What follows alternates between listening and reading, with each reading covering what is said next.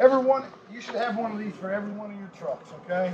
You can order them through the distribution center. Open it up, you'll see there's a carbon copy in there. You have to take that carbon copy. It's old school, okay? Your drivers give these to the production manager.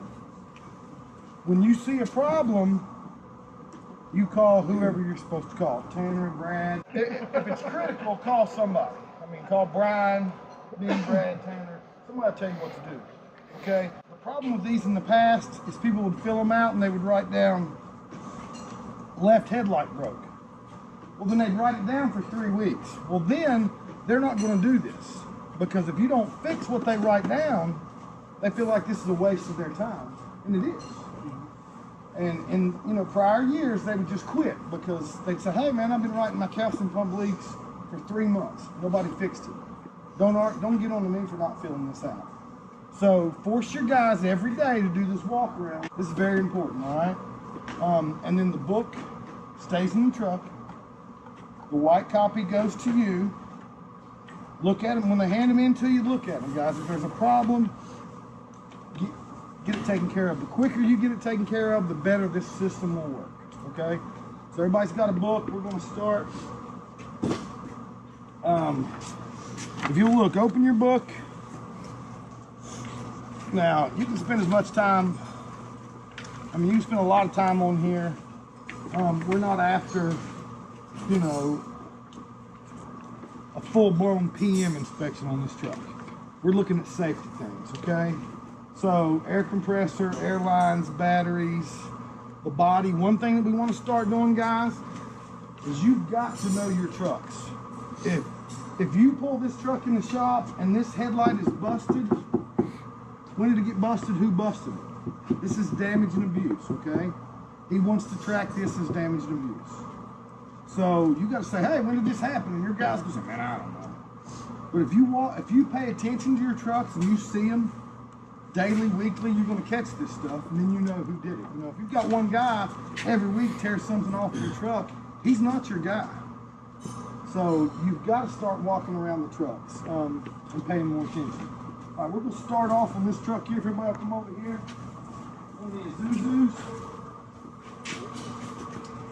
First thing you're going to do on a Isuzu is you're going to open it. And you're going to have to spend some time cleaning it out, okay?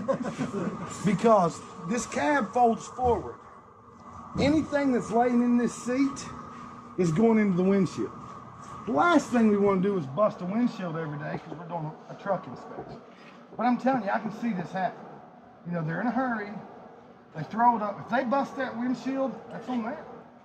They pay that $500. Again, you don't not have to charge somebody, but just a little common sense and slow down sometimes makes things go smoother. On these trucks here, there's 2 safeties to pull this. You can't pull that right now. Take that right there. Now that comes up, but it still won't go up, okay? You've got one more right here. And what you're going to do is very easily take your hand, push it forward. It's going to lock, okay? All right, now you want to check your oil. You want to check your antifreeze. You want to look and see, is there anything that's obvious? Is there oil? Is this covered in oil? If it is, there's probably a problem. Again, it's dark, so they're not going to take the time that we do, but there's several things they can check. We want to check the oil and the antifreeze every day. On the new trucks, this is kind of going away from them, but this here is the box heaters for winter. I seen some the other day, says, hey, my heater's not working. If these valves are closed, you're not getting any hot water back there. Make sure, whether it's a big truck or one of these, they all have these valves. You want to make sure those valves are open in the winter. In the summertime, you want to close them, okay? So, all right, look here. You push that. Very easy. Lock it down. All right, so we check the oil. I'm going to check the tires. Again, if you kick that tire and it's flat, you'll know it. This is designed for gas only.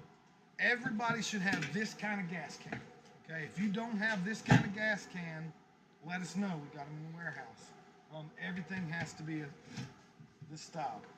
One of the things we seen the other day, the guy was keeping his shot nail in here too. Not a good idea. Okay, I mean something may never happen. But okay, this is for gas, and it's sealed. It's fire caulked. This does not have anything to do with the inside of the box. It's totally sealed off. So the only thing that goes in this box is your fuel tanks. Okay. Now this one here.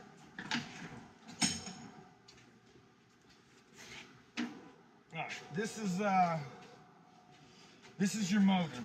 Just do a visual inspection. One of the things that I've seen in the last few weeks is, hey, my pump quit working. I get there. Why does your pump not work? Well, there's no hydraulic oil in it. Well, it's a closed unit. If there's no oil in there, that means it's going somewhere. It's like your engine in your car. It doesn't just go away. And what happens is there's a hose leak. Yeah, I knew the hose leak was leaking, but I didn't have time to change it. Well, now you're 3 hours away, and you ain't got no choice. Somebody's bringing you hydraulic oil to do the job. Slow down, change the hose. You know, don't keep running these dry, because if you run this dry so long, you're going to cause hydraulic pump problems. Okay. The other day, guys, and you might think it's not much. These little lights up top, we got pulled over because these lights were burnt out. He's looking for a reason. If he pulls you over because 2 of those lights are burned out, he's giving you a ticket, and he's probably going to find something else. You know. So any lights, make sure when you check your lights, you're checking all the marker lights, because all you've got to do is give them a reason to pull you over. This, to me, again, I know it's coming through the door, but I don't think it needs to be hanging down like that. You don't need to be driving down the road with that hanging out. Somebody's going to see that and be like, what the crap? You know, so make sure, well, and there you go. Hey, they're water. Can't do this, guys. I mean, I know this solved the problem, but we are much better off buying a new $39 heater than we are fixing this, okay? So, don't do this. This is a no.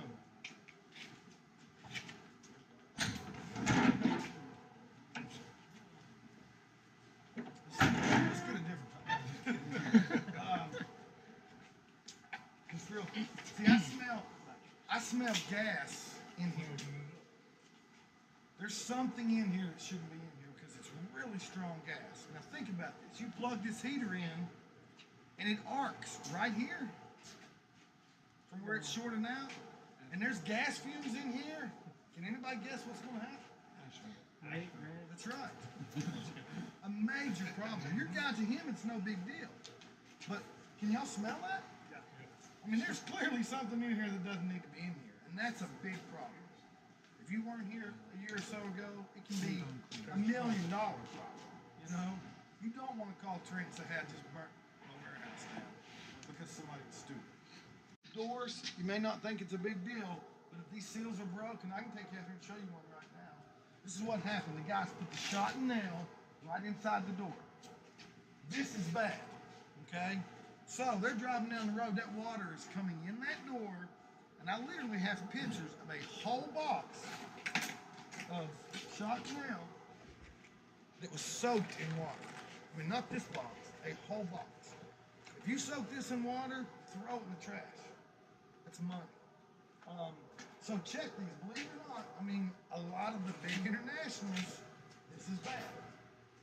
And you're talking $20 to fix it. It doesn't take, 1 box of this is $7.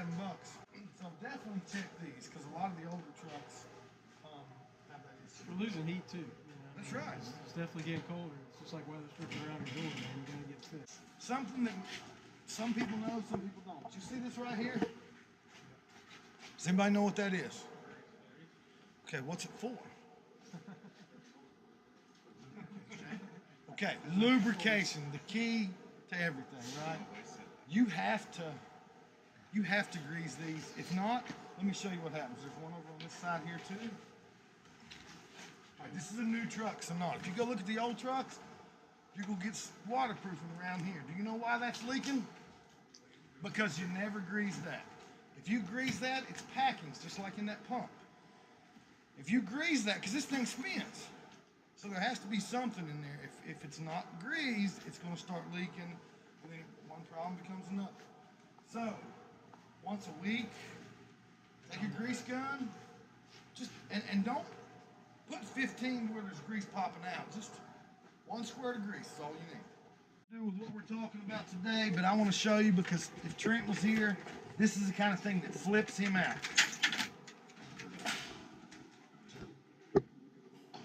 That was laying on a job site. Yeah, well, that was in the dumpster too. Yeah. No, just kidding. Those are the ones we're I mean, using look, now. copper. Come on, guys. All right, our heaters are down here. On the new trucks, Trent wanted to cage all this stuff up. Your new heater is down here. I mean, your, what, radiator? No, what are we calling this? Bus heater. The bus heater is down here, and your calcium pump is also down here, okay? Hey, quick way to let go. This, how everything's piled up on top of this, you know what I'm saying, grate, and in front of it, we need to have the guys to pull that stuff back, because if that heat can't get out to the rest of this truck, that, you know what I'm saying, it ain't doing no good having a heater in this truck. Yeah. Now, on the new trucks, there's a box. The fuses are in here. All right, so your bus heaters are down here. All the fuses on the new trucks. Now, the problem is all of our trucks were built by somebody different, so they're not all like this. You know, some of them was built 15 years ago in 06 and 07. The design we're going to is try to make everything the same. In this box right here. Guys, one thing I want to mention too, I think that we're getting a little lackadaisical on is what we talked about, parking the trucks away from the building apart. 10 feet apart. Some of the regions, you know, we're getting too close. Make sure you're 10 feet away, 10 feet apart. So just remember that, okay? Nate is going to show you guys how to test all this stuff later. So you want to make sure this thing works every day. You know, just make sure it's on. When you start, if you start the truck and your heater doesn't come on, call me. Send me an email. We'll get me, Brian. Somebody will come and get these done right, because they have to be. Because the guys are gonna forget this. I promise. Yeah. Some of your older trucks, you got the heaters up top. That's right. You know, and that's another thing too. Most of you should have a fuse. You know, even if you tape one to the bottom, but those things go out pretty quickly. So. That's right. The fuse, the older trucks that are up here, they have a fuse, an inline fuse like this right here. And what we do in the summertime, we take the fuse out. Now, if there's no getting power, it doesn't run. We close the 2 valves back here, pull this, we're done with the bus heater. Wintertime, you put a fuse in it, open your valves, you're good to go. That's how we want all these to work. Calcium. Let's right over here.